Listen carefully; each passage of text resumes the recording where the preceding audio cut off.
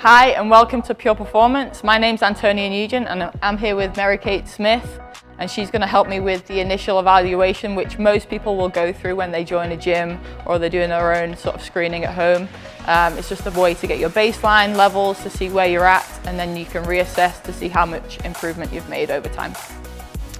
So first we're going to start with the mobility test, and that's just to see range of motion at different joints. So we'll start with the squat. So I'd like Mary-Kate just to stand shoulder width apart, put her hands over her head. And on my phone I have a goniometer app, which just measures how much range of motion you have at different angles and joints. So if she could just squat down, and I'm just going to get a reading of how much flexion she has at her knee, and then up again. That's great. So that will just show you how much mobility you have at your hips and your knees, and if you feel any pain whatsoever, I would go and see a doctor before you start any sort of physical activity.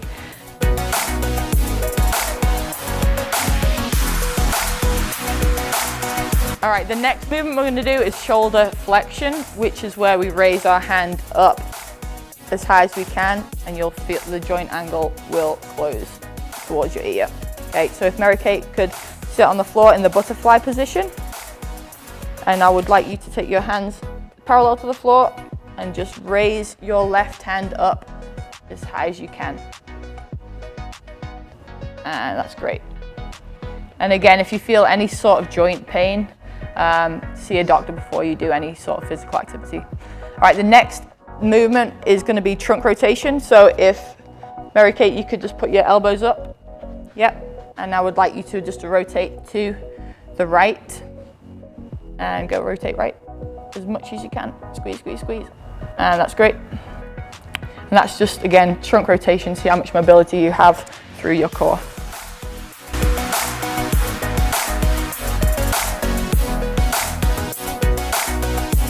All right, the next assessment is a stability assessment, and that's just to see how much balance and core stability you have through your glutes, your trunk, which is all the muscles around your spine, and then your shoulder, okay? And also we'll do a proprioception test, which is, it measures how well you can coordinate yourself through space and time. So the first exercise we'll do is what we call a bird dog. So you're gonna go into your hands and knees. You're gonna line your left hand up with your right knee, okay? Left hand up with your right knee. And then without wobbling, which is quite tricky, you're gonna raise your right hand and left leg and just try and hold it and see how much movement you have. Okay, and rest. That's great. That's perfect.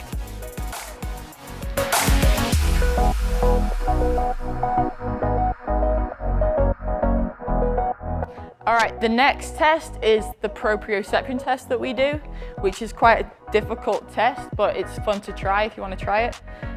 You're going to balance on one leg, so one knee up, elbows up, close your eyes, which is the hard part, and rotate towards me. That's really, really good. She's doing a really good job, and rest.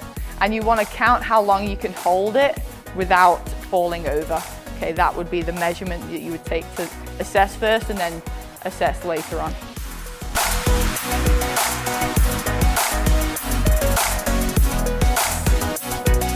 The last part of the test is a strength test, and that's to see how much strength you have in different muscle groups. So in the gym, you can go and do a bench press, you could do a back squat, you could do a wall sit for as long as possible. You just want to have a set number, so it's either a number of squats, a weight that you use, or a set amount of time that you do a certain movement for that you want to take a measurement of and then reassess later once you've done a bit of a workout plan.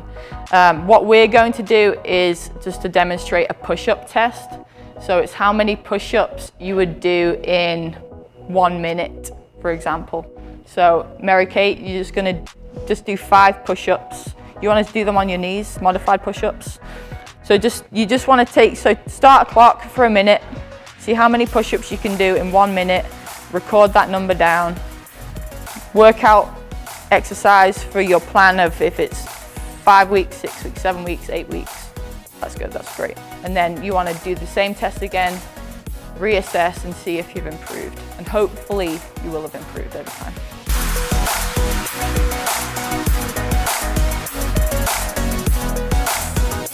Lastly, you could also do an endurance test. So that's just how well your cardiovascular works. There's multiple ways to do this. You could go for a walk for 12 minutes, see how far you go. You could run for 12 minutes, see how far you go. You could do a step-up test, how many times you can step up and down for a minute. You can run a mile, see how long it takes you to do it. Either way, you just need to get a number, a reading, and then reassess after a period of time.